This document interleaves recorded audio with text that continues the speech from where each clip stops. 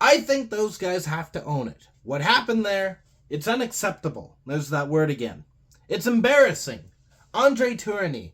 And that is a quote that he gave to the press before the game that happened yesterday. It was in regards to the effort against San Jose. That game where the Sharks came back with like 4.5 minutes to go. It was bad. So the tone was set for the game yesterday. And yes, I mean yesterday, I ended up taking the night to try and rest up. And admittedly, maybe early morning is also not a great time to be doing videos because I can't speak English in the morning. But the tone was set, and that tone was redemption. Go out there, play to your potential. It doesn't matter if you win or lose, but don't just lay down and let them walk all over you. Which ended up with a 5-1 win. So, in essence, YOTES win 5-1 against the Calgary Flames. The Calgary Flames, which are actually a closer team to me, so I know them just a little bit more. A couple of years ago, I actually went to quite a few of their games, and they kind of sucked in those games. This was kind of right after they had gotten Huberdeau and Kadri, and they had not formed chemistry with the team yet, plus they were beefing with Daryl Sutter. It was not a good time. But they seem to have gotten past that. They had a really strong start to this season. So this is, at the very least, it's way better than the San Jose Sharks. So that should tell you just a little bit of how bad that last game was. And while usually I tend to go through the game moment by moment, goal by goal, and this was a fun game. This is a game that I would love to do that with. There's a couple things I want to touch on that might take too much of that time, and I don't want to make this video a bit too long. I've been trying to find this nice kind of threshold where it's not like a really long 20-minute video for a game that I could cover in like 5. So I'm going to try something. I will mention one goal that happened from the point. Maverick Lamoureux ends up scoring his first NHL goal, and hopefully it's first of many. He seems, based on what I've seen of him, he seems like a very offensive defenseman, kind of. He's very large, I should say. He's tall, so he can do a lot of damage as a defenseman, but he does seem to really like ripping the puck as well. So, that's good. We also picked up Olli Mata, which is good because we've got to keep pushing for the back end to be filled because Sean Durzi and John Marino, they're still gone. They'll be gone for a while. We don't know how long. In this game, I want to say, based on all the acquisitions that we've got in the situation we've got on the back end while we're missing those 2 players, this game was played very well defensively. Other than a small stretch in the first period where something just broke down and went coast to coast to coast.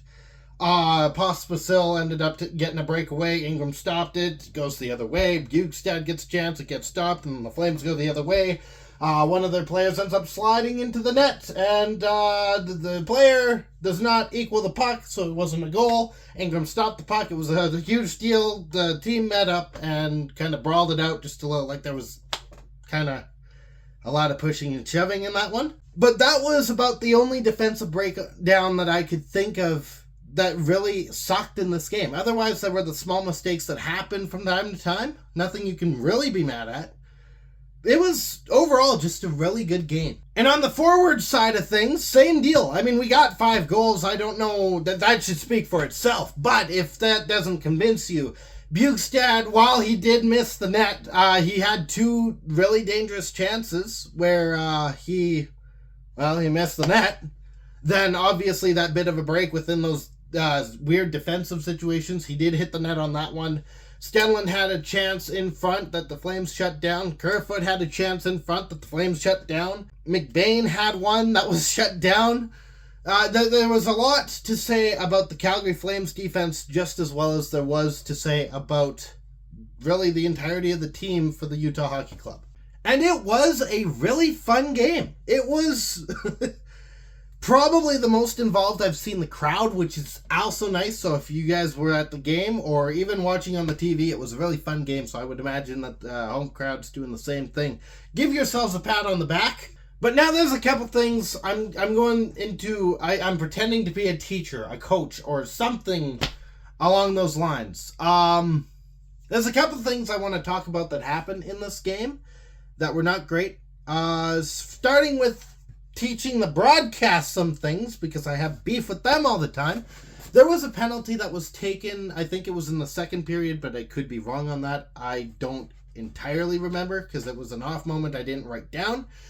The broadcast, which I got the Flames broadcast, ended up mentioning that there was a penalty taken that they would not have called, and that was a cross-check / boarding, you could have called it either way, where the Flames player, quite obviously, went like this, which is a cross-check, to the back of a Utah Hockey Club player who was up against the boards, which is boarding. So maybe the people that are talking about the game should maybe learn the rule book just a little bit better. But, I mean, that's pretty straightforward at that point. There were a couple of nuanced things that kind of happened.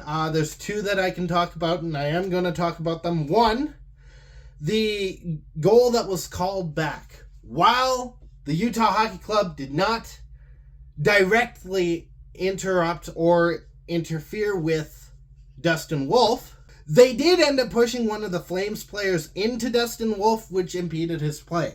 So that's where the goalie interference came from. That's pretty standard across the league. That was the right call by the refs there. The other one, and I know a lot of people did not like this, which, no duh. Michelli gets the puck and he's going across the line. Now he's right at the line when he gets the puck and he enters the zone, but the linesman decides, no, he's offside. He blows the whistle dead. Now, they showed the replay on the Jumbotron. They showed the replay on TV. It was the wrong call. There's no doubt about it, no question about it. It was a blatant wrong call. But, this is something that will kind of be learned over time. Hockey's a fast sport. While the players are making very fast decisions, so are the refs, so are the linesmen.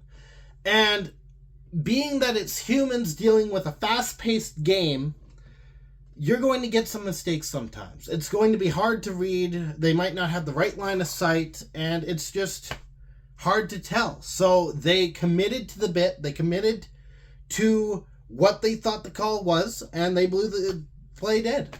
And that's fine. We were up 3-1 when it happened.